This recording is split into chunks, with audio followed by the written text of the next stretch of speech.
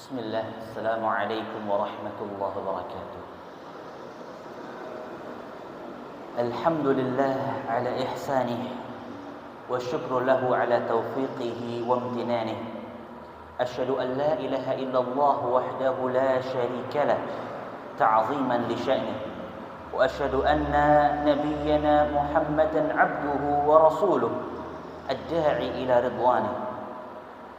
Salawatullah wa salamuhu alaihi wa ala alihi wa ashabihi wa man tabi'ahu ila yaumil qiyamah, amma ba'du.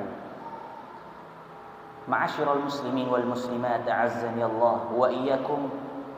Segala puji bagi Allah yang memudahkan kita untuk senantiasa bertaqarrub, mendekatkan diri dengan menunaikan ibadah-ibadah, ketakwaan kepada Allah Subhanahu wa taala. Segala kemudahan itu datangnya dari Allah Subhanahu wa taala. Maka wajib bagi kita untuk bersyukur. Karena dimudahkannya kita untuk bisa beribadah kepada Allah itu adalah nikmat yang paling luar biasa. Nikmat yang paling luar biasa didapatkan oleh seorang hamba. Melebihi nikmatnya makan, melebihi nikmatnya harta, dan yang lainnya. Kenapa? Karena dimudahkannya kita bisa beribadah kepada Allah itu menjadikan diri kita sesuai dengan fitrah yang Allah ciptakan untuk kita. Manusia diciptakan Allah untuk makan, tidak. Diciptakan untuk menikah, tidak. Punya anak, tidak. Punya banyak harta, tidak. Punya jabatan yang tinggi, tidak. Tapi Allah menciptakan manusia untuk beribadah kepada Allah Subhanahu wa taala. Di dalam surah Az-Zariyat Allah Subhanahu wa taala mengingatkan kita, "Wa ma khalaqtul jinna wal insa illa liya'budun." Bukan hanya manusia, bahkan jin sekalipun diciptakan Allah untuk beribadah kepadanya. Maka qad aflahal mu'minun, sungguh beruntungnya hamba-hamba Allah yang beriman, yang mana mereka mengerjakan perintah-perintah Allah. Maka nikmatnya kita bisa beribadah itu luar biasa. Dimudahkannya kita mengerjakan kata itu luar biasa. Kita bersyukur kepada Allah Subhanahu wa taala. Dan tak kalah syukurnya adalah hadirnya kita di majlis kita, majlis untuk memahami di antara ilmu-ilmu syar'i yang Allah turunkan Subhanahu wa taala. Insyaallah bersama kita akan mengkaji pengantar ilmu fikih. Pengantar ilmu fikih Al-Madkhal ila al-Fiqh karya Syekh Amir bin Bahjat hafizahullah taala. Pada pertemuan yang telah lalu, ikhwani wa akhwati fillah, ma'asyiral muslimin, barakallahu fikum, kita sampai pada membahas mazhab fikih yang 4. Kita mengenal siapakah tokoh-tokoh yang ada di dalamnya. Siapakah yang memperakasai mazhab Hanafiyah, mazhab Maliki, mazhab Syafi'i, dan mazhab Hambali. Untuk yang mazhab Hanafi sudah selesai berlalu. Mazhab Maliki pun juga sudah. InsyaAllah pada malam hari yang mulia ini, di tempat yang penuh berkah ini, InsyaAllah kita akan masuk pada yang ketiga, mazhab Syafi'i. Mazhab yang sangat masyhur di Asia. Lebih-lebih di tanah tercinta kita, tanah air Indonesia ini, Masya Allah, mazhab Syafi'i ada di mana-mana. Bahkan mungkin sampai di ujung Aceh, Ustaz ya. Di Aceh juga bersyafi'i ya, mazhabnya mayoritas. Masya Allah. Betapa besar jasa mereka ya. Yang mana tentunya semua itu bermula dari keikhlasan mereka. Para imam rahimahumullah. Sebelum masuk kepada mazhab Asy-Syafi'i, Ana ingin menyampaikan sedikit kisah tentang bagaimana Imam Malik rahimahullah, yang mana dia mempunyai murid yaitu Syafi'i. Ada kisah di balik thalabul ilminya Imam Syafi'i kepada Imam Malik. Yang ini sudah saya sampaikan pada pertemuan yang lalu. Pada pertemuan kali ini akan saya sampaikan kisahnya. Sedikit kisah tentang perjalanan mereka di dalam masa-masa mengajar dan belajar. Pernah suatu ketika Imam Syafi'i ketika belajar kepada Imam Malik, mereka berselisih pendapat tentang suatu masalah, yaitu masalah tentang rezeki. Dari manakah rezeki itu datang? Masing-masing punya pandangan yang berbeda. Imam Malik mengatakan rezeki itu datang dengan kita bertawakal kepada Allah.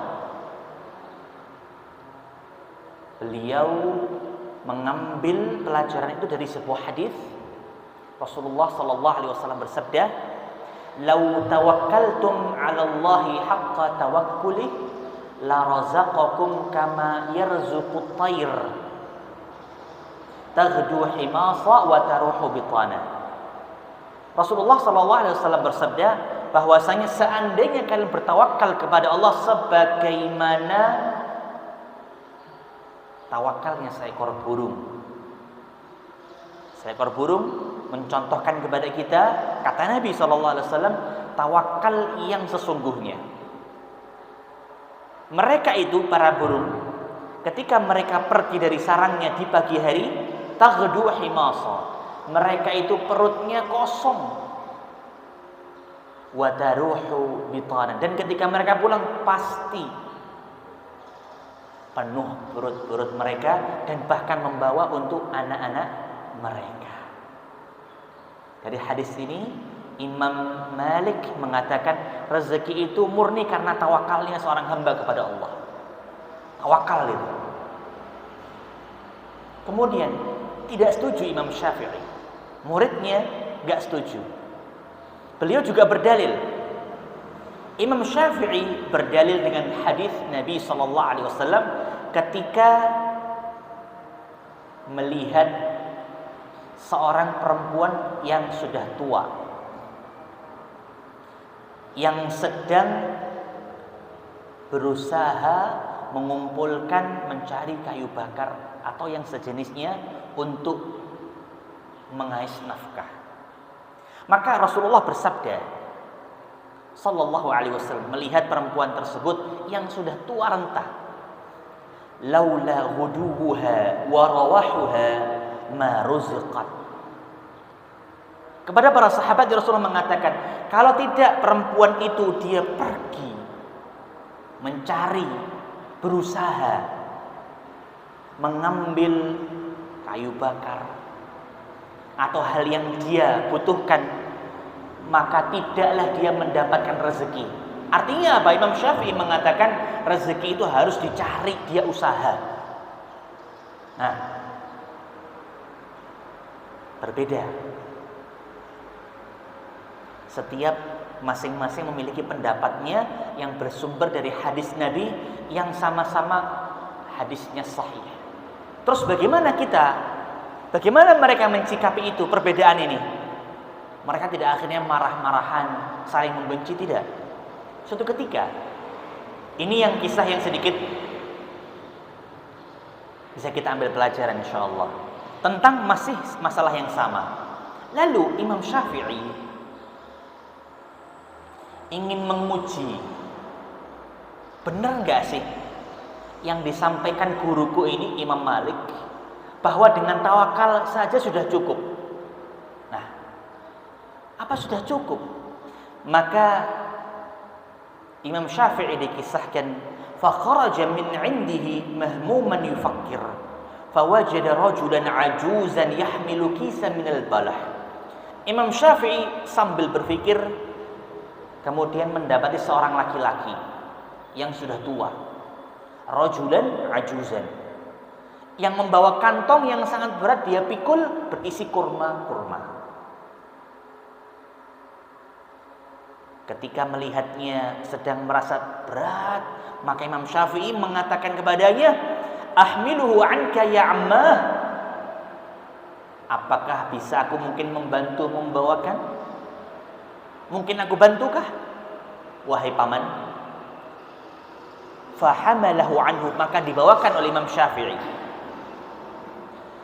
Falamma wasala ila baitir rajul, ketika sampai ke rumah laki-laki yang tua tadi, sambil beliau membawakan sekantong kurma yang berat, a'tahu rajul bid'ata marat, maka laki-laki itu memberikan kepada Imam Syafi'i beberapa butir kurma, diberikan.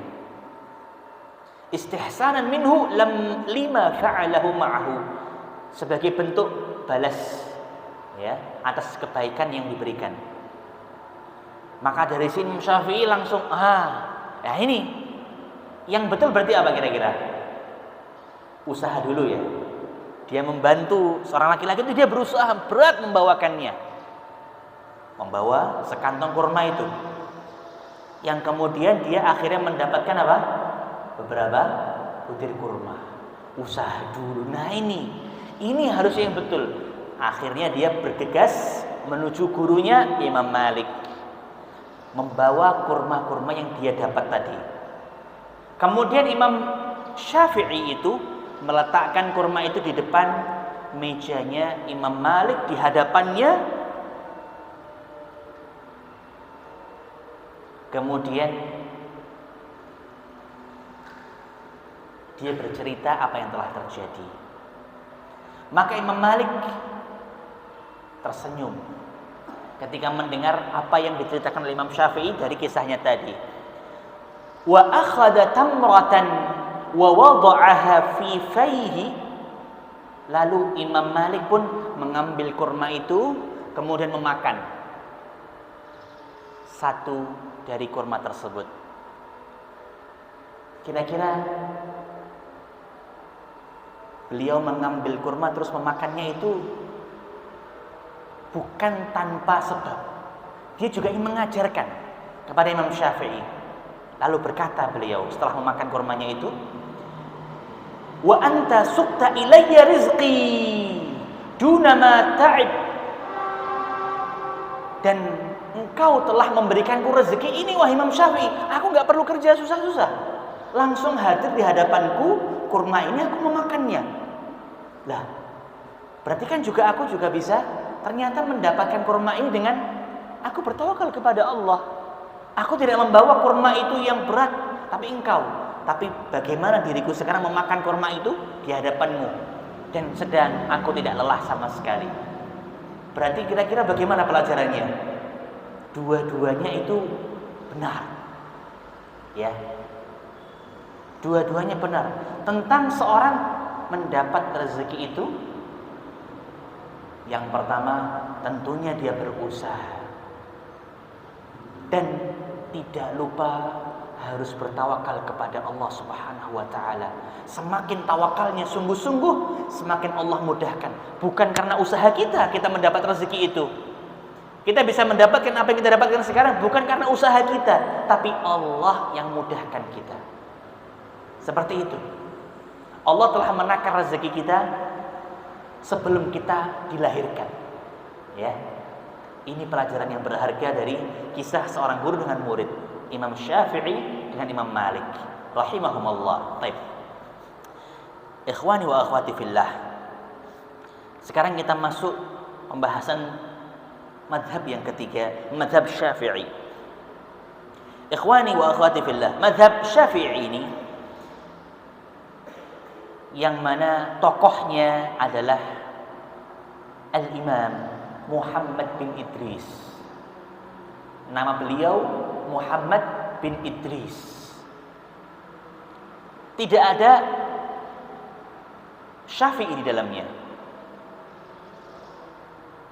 Loh, lah terus beliau itu kok bisa dipanggil Imam Syafi'i? Kenapa bukan Imam Muhammad? Kenapa bukan Ibnu Idris? Tapi kenapa Asy-Syafi'i?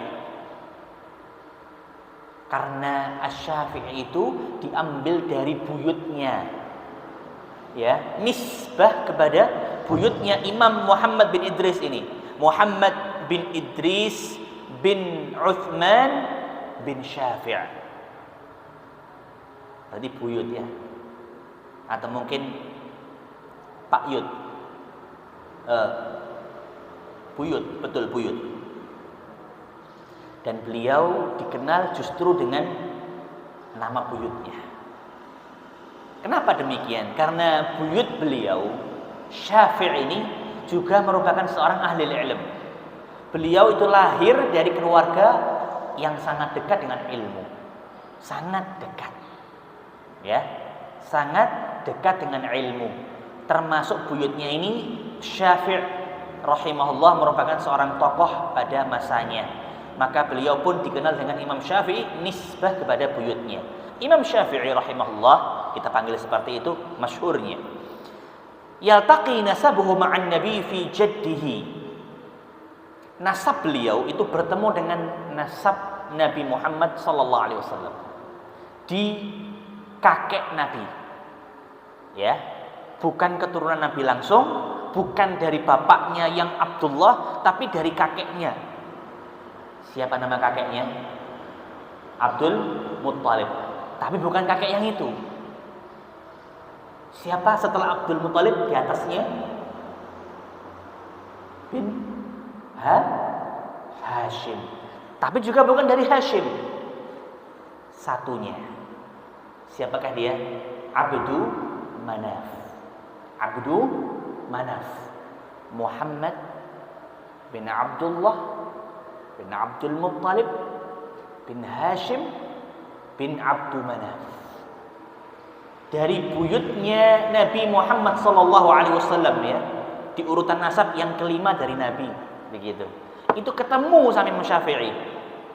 Berarti Imam Syafi'i termasuk bangsa apa kalau begitu? Quraisy. Keturunannya bangsa Quraisy. Bangsa yang mulia. Imam Abu Hanifah tidak, Imam Malik pun juga tidak. Tapi Imam Syafi'i punya nasab yang luar biasa.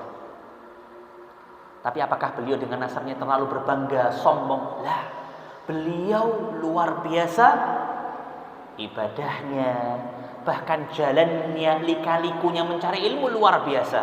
Bukan yang gampang-gampang. Ya Allah, sekarang kita lihat ya, yang terlalu menyombongkan nasabnya itu justru malah jauh dari kata mengikuti Nabi. Tidak pernah mereka sedikit pun, kalau sedikit pun terlalu kasar mungkin ya, kebanyakan dari amaliyah mereka mencontohkan apa-apa yang tidak pernah dicontohkan Nabi sallallahu alaihi wasallam. Maka janganlah sampai kita terperdaya dengan hal-hal yang seperti itu. Seorang siapapun dia, mau nasabnya setinggi apapun, tanpa ketakwaan tidaklah bernilai. Ya, tanpa ketakwaan tidaklah bernilai. Siapapun dia, tanpa terkecuali. Allah sendiri yang telah menegaskan di dalam surah Al-Hujurat. Allah Subhanahu wa taala mengingatkan kita, inna akramakum indallahi atqakum. Sesungguhnya yang paling mulia di antara kalian. Ini konteksnya kalian siapa? Manusia? Tidak. Ngomongnya ini, turunnya ini disampaikannya kepada para sahabat. Bahkan sahabat Nabi pun kalau dia tidak memperhatikan aspek ini, dia akan kalah. Dia akan terjauhkan dari yang lain. Siapa? Yang paling bertakwa.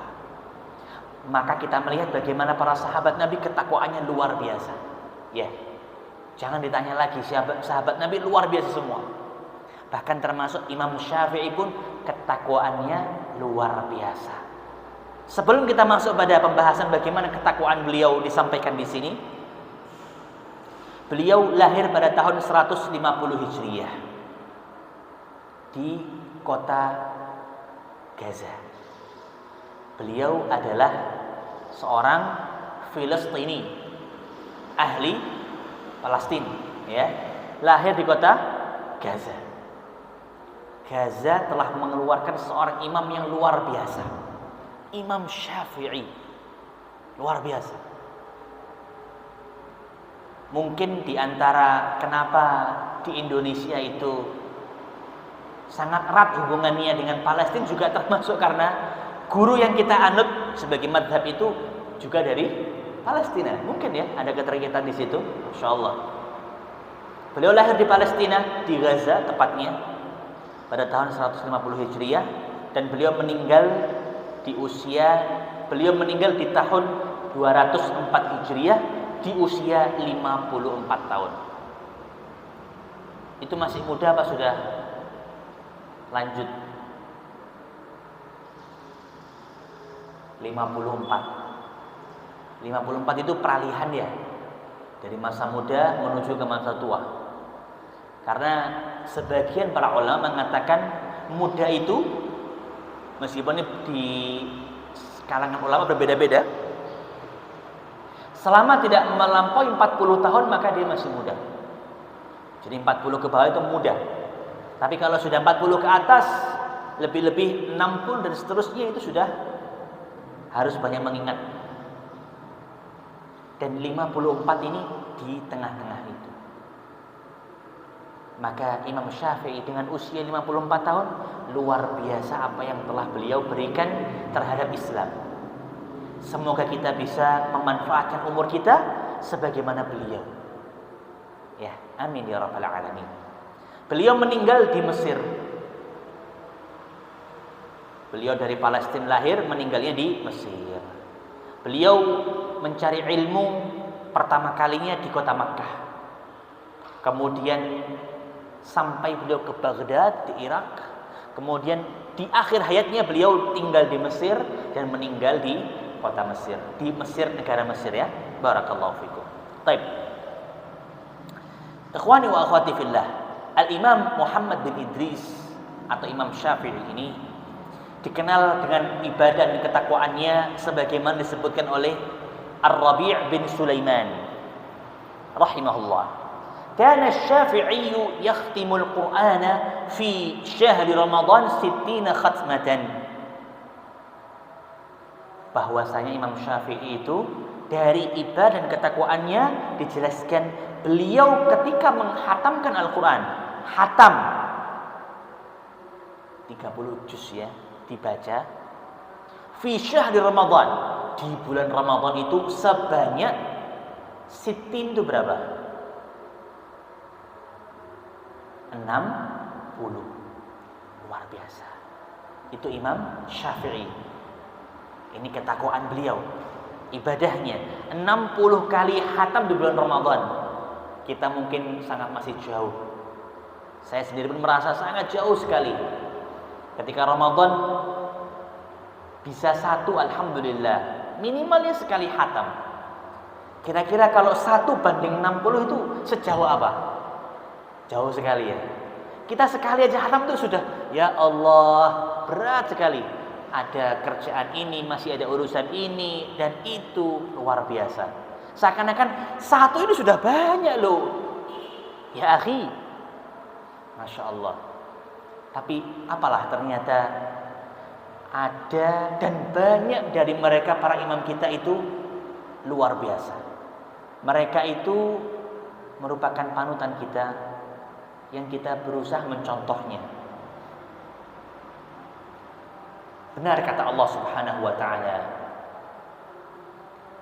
di dalam surah Saba, dalam satu ayat berfirman Subhanahu wa ta'ala, innama yakhshallaha min ibadihi al-ulama. Sesungguhnya yang paling takut dari hamba-hamba Allah adalah mereka ahli ilmu. Semakin dia berilmu, semakin dia memiliki ilmu, akan semakin takut dan semakin tahu akan esensi yang harus dia berikan. Amal perbuatannya, ketakwaannya, ibadahnya. Maka jangan heran imam kita itu ibadahnya luar biasa. Karena mereka paling tahu dan paling takut kepada Allah Subhanahu wa taala. Karena ilmu yang mereka miliki. Karena ilmu yang mengajak seorang itu takut kepada Allah. Maka sudahkah ilmu-ilmu kita ini menjadikan kita semakin takut kepada Allah? Semakin menambah takwa dalam hari kita, dalam diri kita, ibadah dalam keseharian kita? Jika belum, ini pertanyaan untuk diri kita masing-masing. Maka marilah kita mengkoreksi diri kita masing-masing tentang bagaimana ketakwaan kita ini. Kemudian Husain Al-Karabisi berkata, rahimahullahu ta'ala, bittu ma'asy-Syafi'i lailatan. Aku pernah menginap bersama Imam Syafi'i. Nginap bersama. Jadi beliau berada sekamar dengan Imam Syafi'i saat itu. Fakana yusalli nahwa thulutsal lail. Dilihat di sepertiga malam Imam Syafi'i itu mengerjakan salat malam. Fama ra'aituhu yazidu ala 50 ayah. Tidaklah aku melihat di dalam salatnya beliau itu menambah melebihi 50 ayat. Di dalam tiap salat yang beliau kerjakan ya. Salat malamnya jika dibuat 2 rakaat maka itu 50 ayat. Pasti seperti itu. Fa idza aktsara fa 100 ayat. Kalau beliau menambah dari 50 maka pasti genap 100 ayat. Itu bagaimana beliau ketika mengerjakan salat malamnya di sepertiga malam. Terus ini kan sepertiga yang lain atau 2/3-nya kemana? Apakah beliau tidur? Ar-Rabi' bin Sulaiman berkata, "Kana asy-Syafi'i qad jazza'a al-lail." Imam Syafi'i membagi malam harinya itu menjadi 3 bagian. Sulusuhul awwal yaktub. Sepertiga yang pertama beliau menulis faidah ilmu yang beliau dapati setelah beliau merenungkannya. Ada sedikit kisah nanti tentang beliau menulis ini,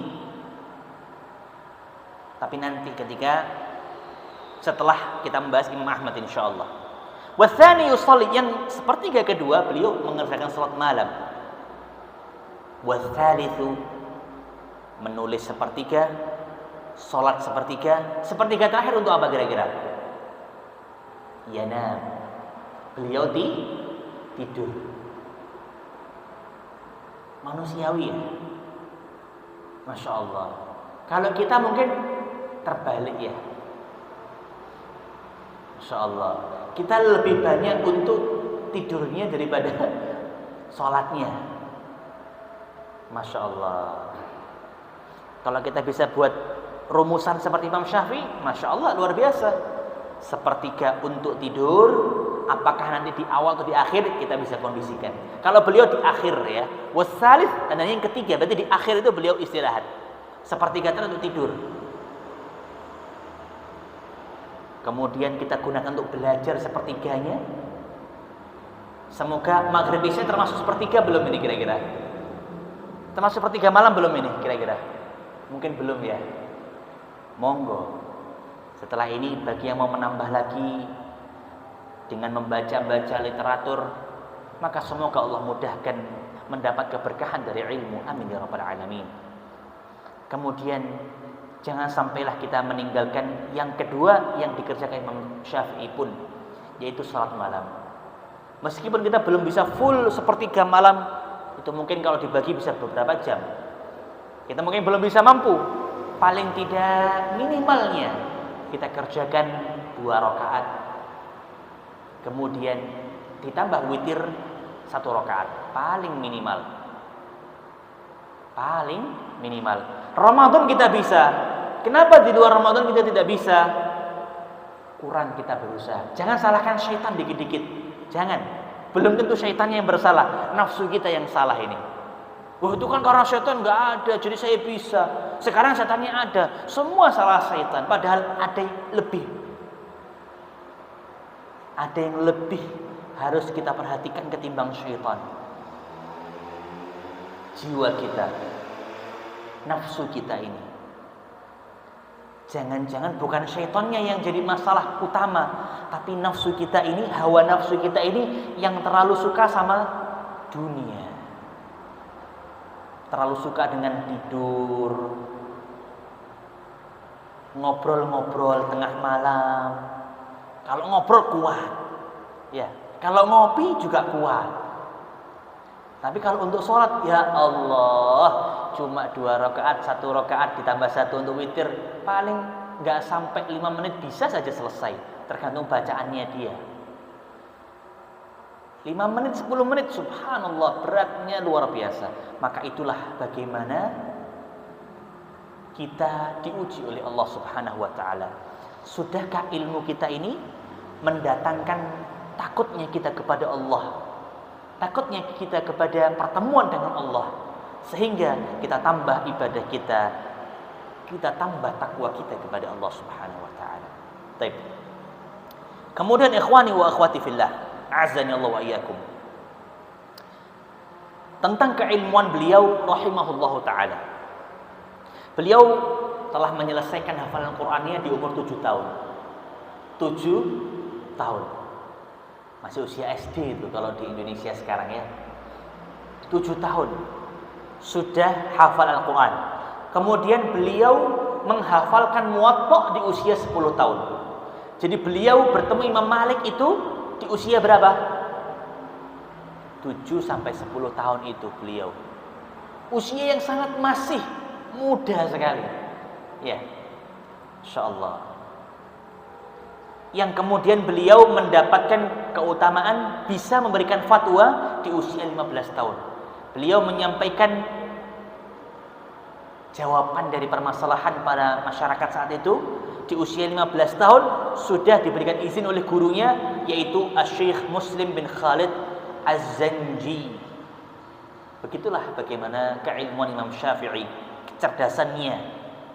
Bahkan dikatakan Imam Syafi'i afdalu ahli zamanihi, orang yang paling afdal, yang paling mulia dari penduduk zamannya saat itu.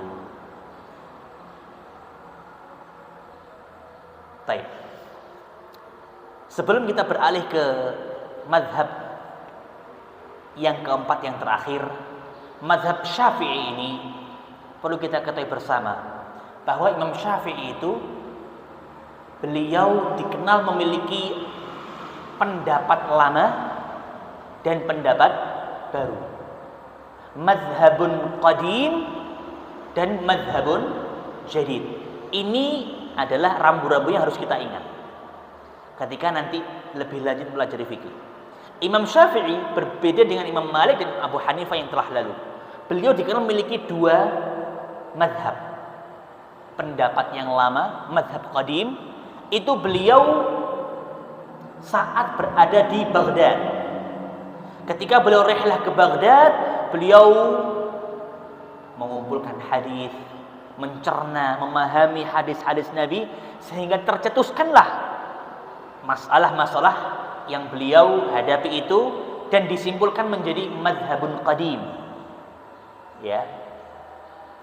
Tapi ketika beliau kemudian rihlah pergi ke Mesir, di Mesir ternyata beliau memperbaharui hampir semua afwan. Tidak semuanya, tapi hampir semuanya beliau banyak koreksi. Karena apa? Karena ketika beliau perjalanan ke Mesir pun juga mempelajari hadis-hadis yang termasuk ketika bertemu Imam Ahmad. Imam Ahmad belajar kepada Imam Syafi'i fikih. Dan Imam Syafi'i belajar mengambil hadis dari Imam Ahmad. Ketika beliau ke Mesir pun akhirnya muncullah mazhab jadid dari Imam Syafi'i, dan ini yang dipakai sampai akhir hayatnya.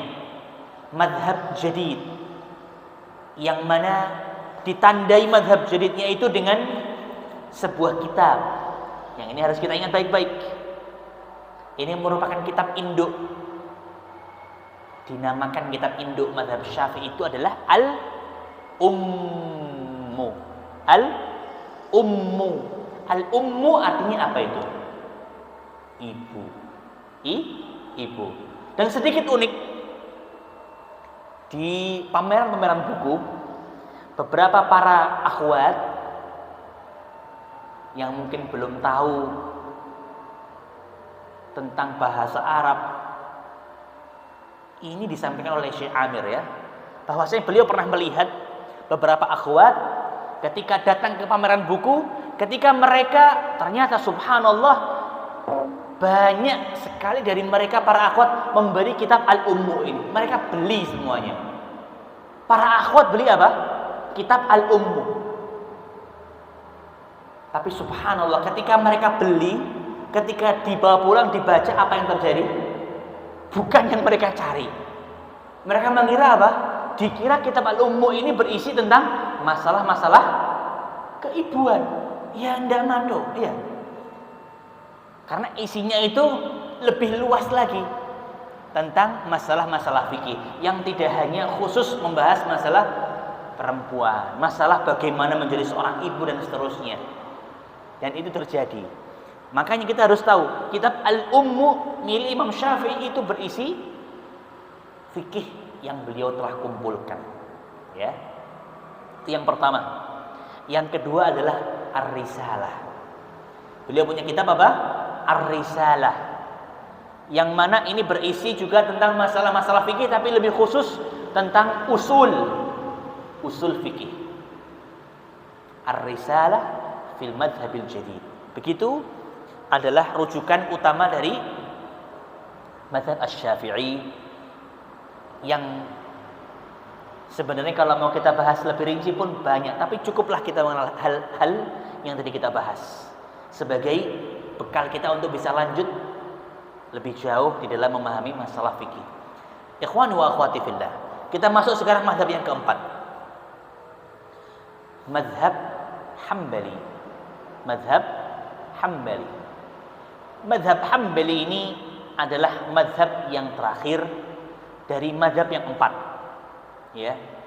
Ada yang mengatakan itu 5 mazhab. Tapi yang paling masyhur mazhab fikih itu dikatakan 4. Yang paling masyhur ya.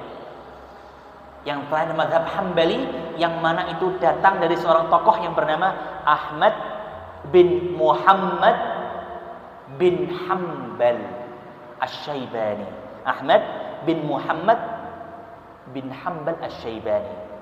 Jadi mazhab Hambali itu diambil dari kakeknya Imam Ahmad.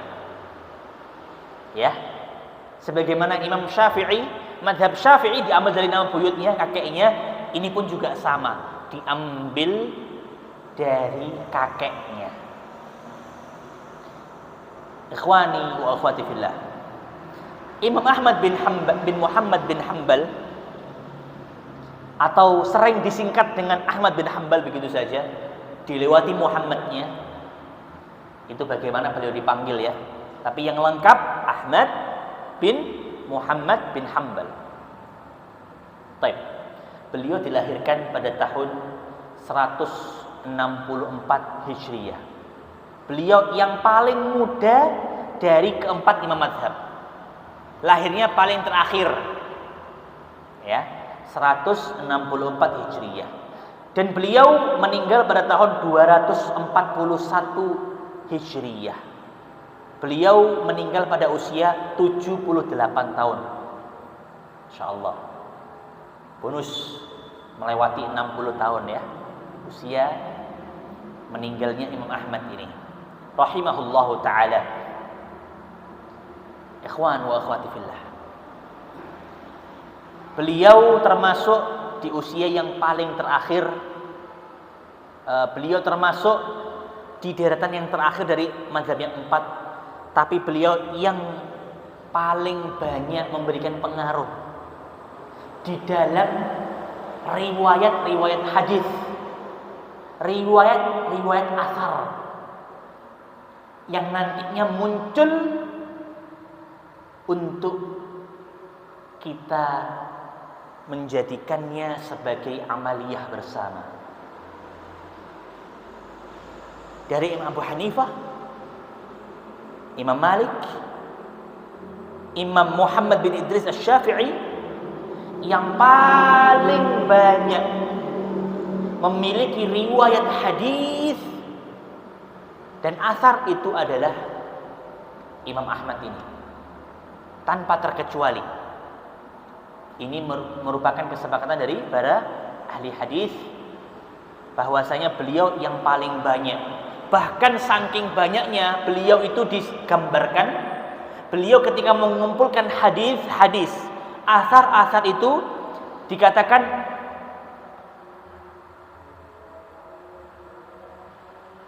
qatafatil Ahmad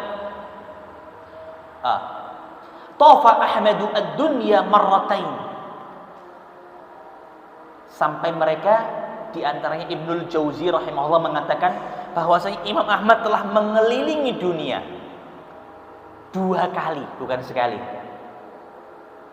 2 kali. Untuk apa? Fi jam'il musnadi, untuk mengumpulkan riwayat-riwayat. Maka beliau paling banyak memiliki riwayat hadis dan asar. Apa beda hadis sama asar, Bapak-bapak dan Ibu-ibu? Apa bedanya hadis sama asar? Ada yang tahu? Hadis itu dari Nabi. Asar itu bukan dari Nabi. Asar itu bukan dari Nabi, tapi merupakan riwayat-riwayat dari para sahabat Nabi. Itu disebut dengan asar. Itulah perbedaannya. Keduanya sama-sama riwayat, tapi yang satu ini dari Nabi Muhammad SAW, yang satunya dari sahabat-sahabat Nabi. Dan 2 macam riwayat itu dibutuhkan untuk kita agar bisa memahami agama Islam. Kenapa demikian? Karena sahabat Nabi adalah mereka orang-orang yang dekat dengan Nabi, yang lebih paham dengan Nabi. Mungkin gak muncul orang-orang tiba-tiba setelah para sahabat mengatakan, aku lebih paham kepada Nabi, lebih tahu karena aku sering mimpi ketemu Nabi. Apakah cukup? Tidak cukup, tidak bisa. Pasti yang mereka sering berjumpa dengan Nabi, hidup dan matinya bersama Nabi, itu lebih tahu. Dan riwayat asar itu sangat kita butuhkan untuk bisa membangun ibadah-ibadah kita. Maka sebagian ahli fikih mengatakan asar itu merupakan sumber dalil, ya. Setelah Al-Quran, setelah hadis. Ada hadis, ada Al-Quran, ada hadis, kemudian yang ketiga adalah asar. Dan ini mulai berlaku khususnya di mazhab Hambali. Kalau dari Abu Hanifah, mazhab Hanafi masih hanya Quran dan hadis. Mazhab Maliki dari Imam Malik pun juga sama. Bahkan Imam Syafi'i pun juga sama. Barulah mazhab Hambali ini mereka menitikkan pada sumber yang ketiga juga sebagai pelengkap. Alasannya sudah disampaikan tadi. Karena para sahabat itu generasi yang paling tahu bagaimana saat-saat turunnya Al-Quran, bagaimanakah hadis-hadis itu disampaikan. Mereka lebih tahu. Maka diambillah sebagai sumber yang ketiga. Taib. Ini diantara bagaimana berjalannya mazhab Hambali. Ikhwani wa akhwati fillah. Sudah masuk Isya? Sahih? Taib. Kalau begitu mungkin kita mendengar azan terlebih dahulu, kemudian kita sempurnakan nanti apa-apa yang ada dalam mazhab Hambali ini. Barakallahu fikum.